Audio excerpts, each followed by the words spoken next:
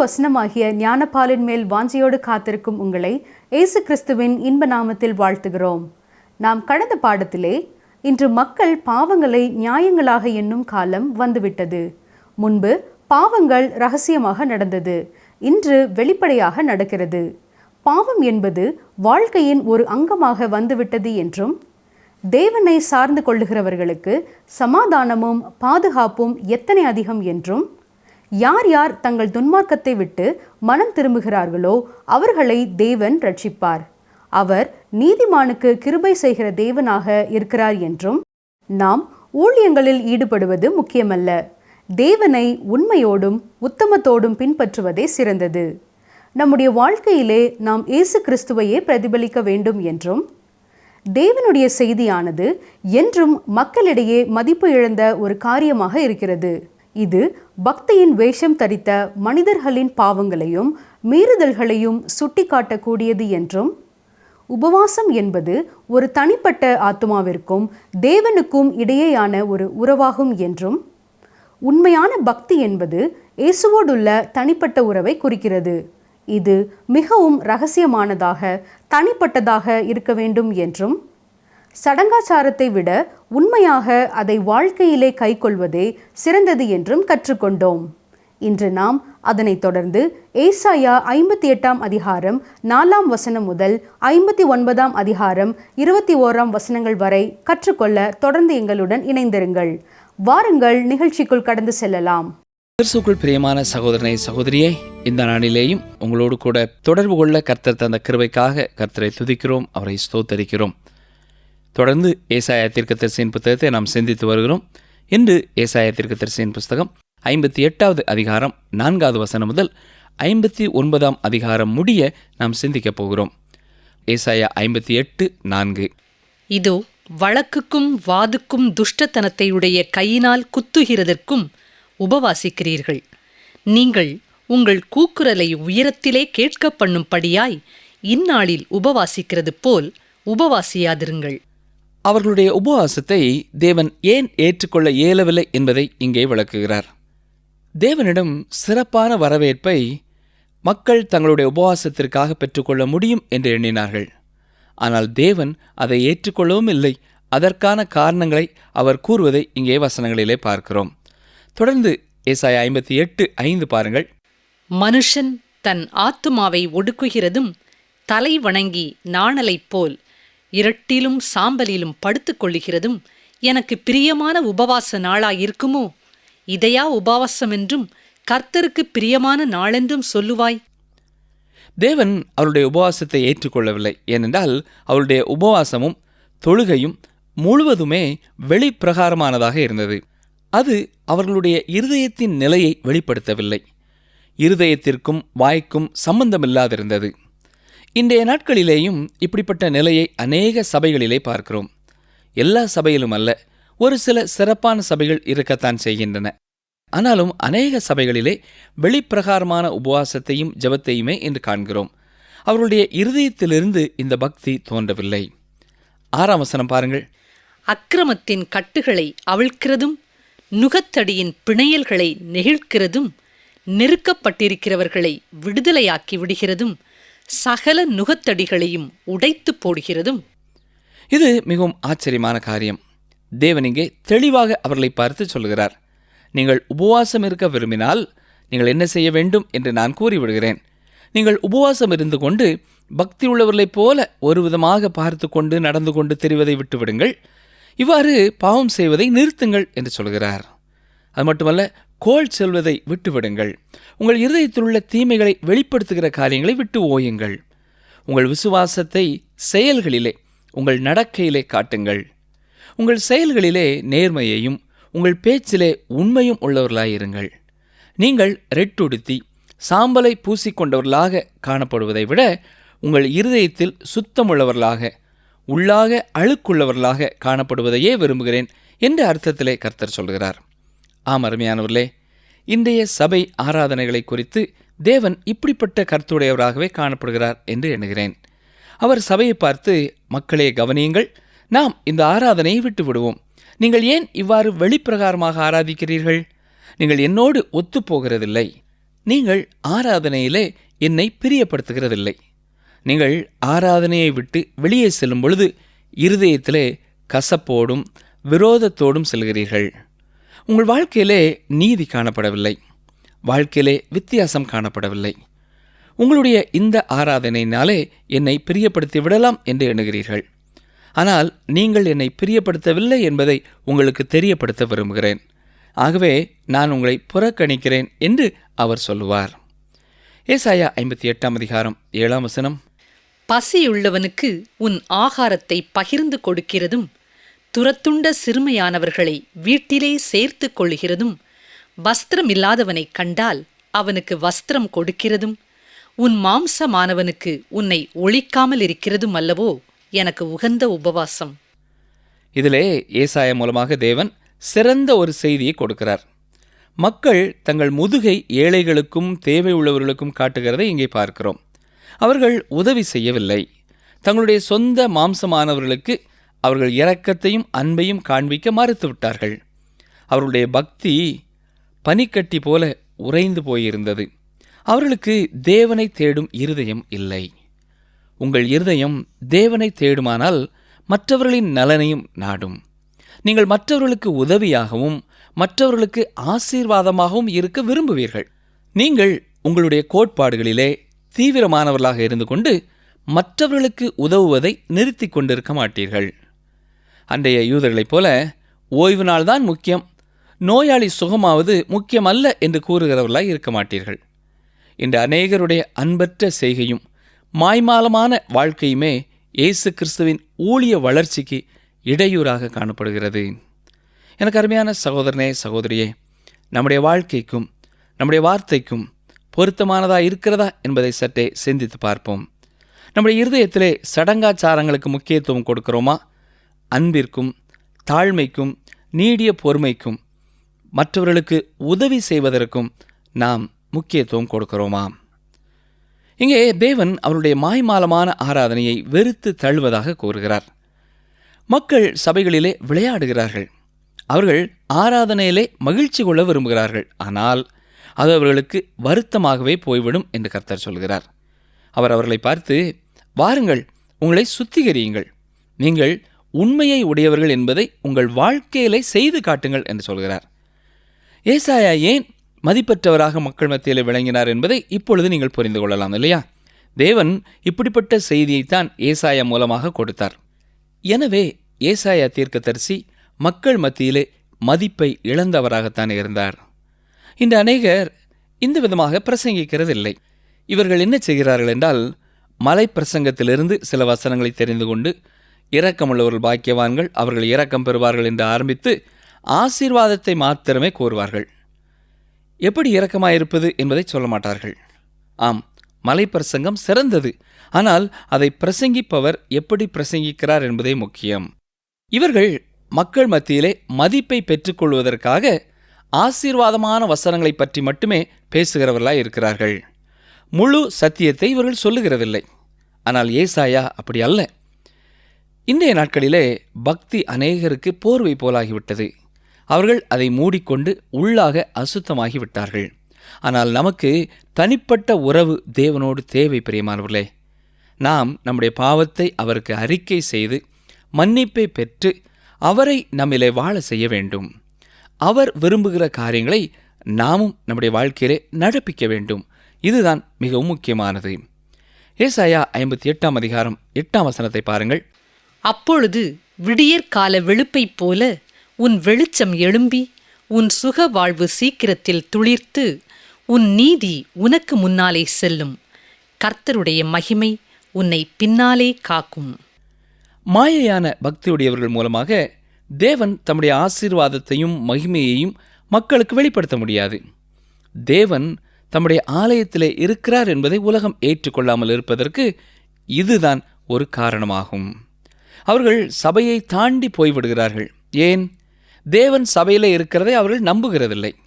சபை உறுப்பினர்களின் வாழ்க்கை அதை வெளிப்படுத்துகிறதில்லை.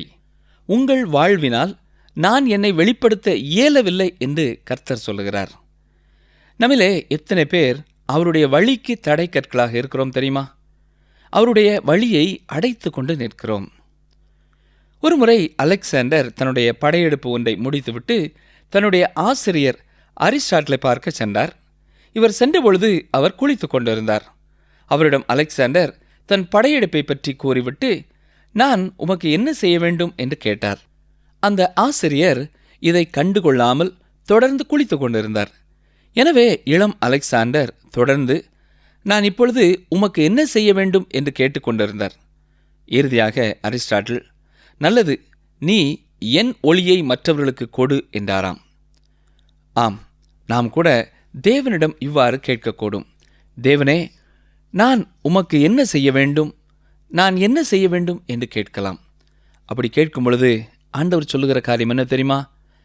மகனே, மகளே, என் ஒளியை மற்றவர்களுக்கு கொடுப்பாயாக என்றுதான் சொல்லுவார். ஆம் பிரியமானவர்களே, அவருடைய வெளிச்சத்தை நம் மூலமாக கடந்து செல்ல அவருக்கு விட்டு கொடுப்போமாக. நாம் மற்றவர்களுக்கு அவரை கொடுப்போமாக. இதுவே மிகவும் முக்கியமான காரியம். நாம் வேலை செய்கிற இடத்திலே, படிக்கிற இடத்திலே இயேசு கிறிஸ்துவுக்கு பிரியமான ஒரு வாழ்க்கை வாழ்வதன் மூலமாகவும், இயேசு நமக்காக செய்த காரியத்தை பகிர்ந்து கொள்வதன் மூலமாகவும் நாம் அவரை மற்றவர்களுக்கு கொடுக்க முடியும். நம்முடைய வார்த்தை, நம்முடைய வாழ்க்கை, நம்முடைய செயல்கள், நம்முடைய ஆசைகள் அத்தனையும் இயேசு கிறிஸ்துவை மற்றவர்களுக்கு பிரதிபலித்து கொண்டே இருக்க வேண்டும். ஏசாயா 58:9 வாருங்கள். அப்பொழுது நீ கூப்பிடுவாய், கர்த்தர் மறு உத்தரவு கொடுப்பார். நீ சத்தமிடுவாய், இதோ நான் இருக்கிறேன் என்று சொல்லுவார். நுகத்தடியையும் விரல் நீட்டுதலையும் நியாய சொல்லையும் நீ உன் நடுவிலிருந்து அகற்றி. தேவன் அவருடைய ஜெபத்தை கேட்டு அவர்களை ஆசீர்வதிக்க விரும்பினார். அவர்களுக்கு பரலோகத்தின் பலகணிகளை திறந்து, ஜன்னல்களை திறந்து அவர்கள் மேல் ஆசீர்வாதத்தை வருஷிக்க விரும்பினார். ஆனால் அவருடைய இருதயம் அதற்கு திறந்திருக்கவில்லை என்று பார்க்கிறோம். அநேக வேளைகளிலே நம்முடைய ஜெபம் கேட்கப்படவில்லை என்று நாம் வருத்தப்படுகிறோம். அப்படியானால் அவர் நமக்கு பதில் தர விருப்பம் இல்லையா? தர விரும்புகிறார். ஆனால் பிரச்சனை அவரிடத்தில் அல்ல, நம்மிடத்தில் தான் இருக்கிறது. பிரியமானவர்களே, அவர் உண்மையிலே நமக்கு தர விரும்புகிற ஆசீர்வாதங்களை நம்முடைய இருதயம் பெறுவதற்கு ஆயத்தமாக இல்லை. நம்முடைய இருதயம் திறந்திருக்கவில்லை. தேவன் சொல்கிறார், நீங்கள் என்னை பார்த்து ஜெபிக்க ஆரம்பித்த நிமிடத்திலே இதோ நான் இருக்கிறேன் என்று சொல்கிறேன். ஆம், அவர் உடனே பதில் கொடுக்கிறார். நீங்கள் பெற்றுக்கொள்ள ஆயத்தமாயிருக்கிறீர்களா? ஒரு சிறுவன் நோயோடு படுத்து வேதனைப்பட்டு கொண்டிருக்கிறான். அவன் அநேக வேளைகளிலே பயத்தால் அலறுகிறான். தனிமை உணர்வு அவனை வாட்டுகிறது. அப்பொழுது அவன் அம்மா என்று அழைக்கிறான். உடனே அருகிலிருந்து அவனுடைய தாய் இதோ இருக்கிறேன் என்று சொல்கிறார்கள். உடனே அவனுக்குள் ஆறுதல் வருகிறது. அந்த சிறுவன் பலனடைகிறான். ஆம் அருமையானவர்களே, நாமும் ஜெபிக்க செல்லும் பொழுது அவர் அங்கே இருக்கிறார் என்ற நம்பிக்கையோடு செல்வது எத்தனை ஆறுதல். அவர் சொல்லுகிறார், நான் இருக்கிறேன், இதோ நான் இருக்கிறேன். நீ என்னுடைய குமாரனுடைய நாமத்திலே வந்தால், என்னுடைய சித்தப்படி நீ ஜெபித்தால், உன் இருதயம் செம்மையாயிருக்கும்போது நிச்சயமாக உடனே நான் உனக்கு பதில் அளிப்பேன் என்று சொல்கிறார். எனக்கு அருமையான சகோதரனே, சகோதரியே, ஒருவேளை உங்களுடைய ஜெபத்திற்கு பதில் வரவில்லை என்று சொல்லி நீங்கள் நினைப்பீர்கள் என்றால் அது அவருடைய தவறல்ல, அது உங்களுடைய தவறாக இருக்கும். அவருக்கு காத்திருங்கள், அவருடைய வார்த்தைக்கு பரிபூர்ணமாக கீழ்ப்படியுங்கள். நிச்சயம் உங்கள் ஜெபத்திற்கு பதில் வரும். தொடர்ந்து ஏசாயா 58:10 வாசிப்போம். பசியுள்ளவனிடத்தில் உன் ஆத்துமாவை சாய்த்து சிறுமைப்பட்ட ஆத்துமாவை திருப்தியாக்கினால், அப்பொழுது இருளில் உன் வெளிச்சம் உதித்து உன் அந்தகாரம் மத்தியானத்தைப் போலாகும். அவர்கள் ஒரு குறிப்பிட்ட காரியத்தை செய்தால் தேவன் அவர்களை ஆசீர்வதிப்பதாக சொல்கிறார். தேவன் அவர்கள் செய்ய வேண்டிய காரியங்களை பற்றி ஒரு பட்டியலையே கொடுக்க முடியும். ஆனாலும் இங்கே ஒரே ஒரு காரியத்தை மட்டும் அவர்கள் செய்யும்படியாக வலியுறுத்துகிறார்.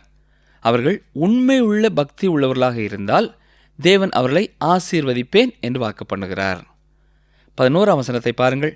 கர்த்தர் நித்தமும் உன்னை நடத்தி மகா வறட்சியான காலங்களில் உன் ஆத்துமாவை திருப்தியாக்கி உன் எலும்புகளை நிணமுள்ளதாக்குவார். நீ நீர்ப்பாய்ச்சலான தோட்டத்தைப் போலவும் வற்றாத நீரூற்றைப் போலவும் இருப்பாய். ஆம், பார்த்தீர்களா? தேவன் அவர்களை ஆசீர்வதிக்கவே விரும்புகிறார். இன்றைக்கும் கர்த்தர் தமக்கு கீழ்ப்படுகிறவர்களை ஆசீர்வதிக்க விரும்புகிறார். தம்முடைய சித்தத்தை செய்ய விரும்புகிறவர்களை ஆசீர்வதிக்க விரும்புகிறார். எனக்கு ஆசீர்வாதமே இல்லை என்று நீங்கள் முறுமுறுப்பதை விட்டுவிட்டு அவருடைய வாக்குத்தத்தங்களை நம்பினவர்களாக, கர்த்தாவே, நீர் எனக்காக எல்லாவற்றையும் செய்து முடிக்கப் போவதற்காக உமக்கு ஸ்தோத்திரம் என்று துதி ஸ்தோத்திரங்களை ஏறிடுங்கள். மாய்மாலமான சடங்காச்சாரங்களுக்கு அடிமைகளாக இராமல் உண்மையுள்ள தெய்வ பக்தி உள்ளவர்களாக கர்த்தருடைய வசனத்திற்கு கீழ்ப்படியுங்கள். அப்பொழுது நிச்சயம் உங்களையும் ஆசீர்வதிப்பார். தொடர்ந்து ஏசாயா 58 அதிகாரம் 13 வசனத்தை பார்ப்போம். என் பரிசுத்த நாளாகிய ஓய்வு நாளிலே உனக்கு இஷ்டமானதை செய்யாதபடி உன் காலை விலக்கி உன் வழிகளின்படி நடவாமலும் உனக்கு இஷ்டமானதை செய்யாமலும் உன் சொந்த பேச்சை பேசாமலும் இருந்து ஓய்வு நாளை மனமகிழ்ச்சியின் நாளென்றும் கர்த்தருடைய பரிசுத்த நாளை மகிமையுள்ள நாளென்றும் சொல்லி அதை மகிமையாக எண்ணுவாயானால். தேவன் இஸ்ரவேல் ஜனங்களுக்கு ஓய்வு நாளை கொடுத்தார். யாத்ராமும் 31 அதிகாரம் 17 வசனத்திலே அது என்றைக்கும் எனக்கும் இஸ்ரவேல் புத்திரருக்கும் அடையாளமாயிருக்கும் என்று ஓய்வு நாளை குறித்து தேவன் சொல்லியிருக்கிறார். நீங்கள் யாத்ராமும் 31:12 முதல் 18 வரை உள்ள வசனங்களை வாசித்து பார்ப்பீர்கள் என்றால் மிகவும் சிறந்த காரியங்களை அங்கே காண முடியும். இங்கே ஏசாயா 58:13 இந்த குறிப்பிட்ட காரியத்தை அவர் சொல்லுகிறார். நமக்கு இந்த காரியம் சற்று வித்தியாசமானதாக வேதத்திலே சொல்லப்பட்டுள்ளது. எபிரேயர் 4 அதிகாரம் 1 வசனத்திலே, ஆனபடியினாலே அவருடைய இளைப்பாறுதலில் பிரவேசிப்பதற்கேதுவான வாக்கு தத்தம் நமக்குண்டாயிருக்க உங்களில் ஒருவனும் அதை அடையாமல் பின்வாங்கி போனவனாக காணப்படாதபடிக்கு பயந்திருக்க கடவோம். இங்கே இளைப்பாறுதல் என்று கூறுவதற்கு ஓய்வு நாள் என்ற அர்த்தமுள்ள வார்த்தையை மூல பாஷையிலே பயன்படுத்தப்பட்டிருக்கிறது. நாம் இந்த இளைப்பாறுதலை அடையாமற் போய்விடக்கூடாது. எபிரேயர் 4 அதிகாரம் 10 வசனத்தையும் பாருங்கள். ஏனெனில் அவருடைய இளைப்பாறுதலில் பிரவேசித்தவன் தேவன் தம்முடைய கிரியைகளை முடித்து ஓய்ந்தது போல தானும் தன் கிரியைகளை முடித்து ஓய்ந்திருப்பான். இங்கே இளைப்பாறுதல் என்பதும் ஓய்வு நாளையே குறிக்கிறது. நீங்கள் இப்பொழுது மீட்பாகிய ஓய்வை பெற்றிருக்கிறீர்களா? அவருடைய ஓய்வு நாளிலே நுழைந்திருக்கிறீர்களா? இயேசுவை முற்றிலுமாக நம்புகிற இடத்திற்கு நீங்கள் வந்துவிட்டீர்களா? அதாவது அவர் உங்களுடைய இரட்சிப்பிற்காக எல்லாவற்றையும் செய்து முடித்துவிட்ட அவருடைய முடித்துவிட்ட பணியிலே ஓய்வை பெறுகிற இடத்திற்கு நீங்கள் வந்துவிட்டீர்களா? அல்லது இரட்சிப்பை பெற்றுக்கொள்வதற்கு நீங்கள் எதையாவது செய்ய வேண்டும் என்று கட்டாயப்படுத்தப்படுகிறதாக உணர்கிறீர்களா? அருமையானவர்களே, நாம் முழுவதுமாக இயேசுவை விசுவாசிக்க வேண்டும் என்றுதான் அவர் விரும்புகிறார். அவருடைய இளைப்பாறுதலில் பிரவேசிப்பது என்பது நமக்கு ஆசீர்வாதம். அது மட்டுமல்ல, அவருக்கு பிரயோஜனமுள்ள காரியங்களை நாம் செய்கிறதையும் குறிக்கிறது. அப்போஸ்தலனாகிய பவுல் தேவனுடைய ஊழியத்தை பல இடங்களிலே சென்று செய்ததும் இந்த மீட்பின் இளைப்பாறுதலில் பிரவேசித்ததுவே ஆகும். 58 அதிகாரம் கடைசி வசனத்தை பாருங்கள். வசனம் 14. அப்பொழுது கர்த்தரில் மனமகிழ்ச்சியாயிருப்பாய், பூமியின் உயர்ந்த இடங்களில் உன்னை ஏறியிருக்கும்படி பண்ணி உன் தகப்பனாகிய யாக்கோபுடைய சுதந்திரத்தால் உன்னை போஷிப்பேன். கர்த்தருடைய வாய் இதை சொல்லிற்று. இங்கே எல்கை விரிவாக்கப்படுகிறது. எதிர்காலத்தை குறித்த நம்முடைய பார்வை விரிவடைகிறது. இந்த மகிமை வருவதற்கு காலம் செல்லலாம், ஆனால் அவருடைய திட்டமாகிய மகிமையின் வெளிப்பாட்டை இது அளிக்காது. நாம் தொடர்ந்து ஏசாயா 59 அதிகாரத்தை தியானிக்க போகிறோம். இந்த முக்கியமான அதிகாரமும் இஸ்ரவேலுக்கு எதிரான குற்றச்சாட்டையே தொடர்கிறது. அவர் இஸ்ரவேலரின் காரியங்களை வெளிப்படுத்தி கூறுகிறார். அவர்களுடைய பாவங்களே அவர்களுக்கு இந்த துக்ககரமான நிலையை கொண்டு வந்தது. பக்தி அவர்கள் பாவத்திற்கு மூடலாகி போனது. அவர்களுடைய அநியாயங்களின் நிமித்தமே தேவன் அவர்களுக்கு செவி கொடுக்கவில்லை. அவருக்கு கேட்க இயலாமல் அவ்வாறு கேட்காமல் இருக்கவில்லை. அவருக்கு நன்றாக கேட்கும் திறன் உண்டு. அநேகர் தேவனுக்கு செவிகள் கேட்பதில்லை என்று நினைக்கிறார்கள். அவர் நம்முடைய காரியங்களை நன்றாக கவனிக்கிறவர். அவர் ஜெபத்தை கேளாததற்கு பிரச்சனை நம்மிடத்தில் தான் இருக்கிறது. பிரியமானவர்களே, இஸ்ரவேலருடைய பாவங்கள் 32 முறை குறிப்பிடப்பட்டிருக்கிறது. இவருடைய பாவங்களை விவரிக்க அநேக வார்த்தைகள் பயன்படுத்தப்பட்டுள்ளன.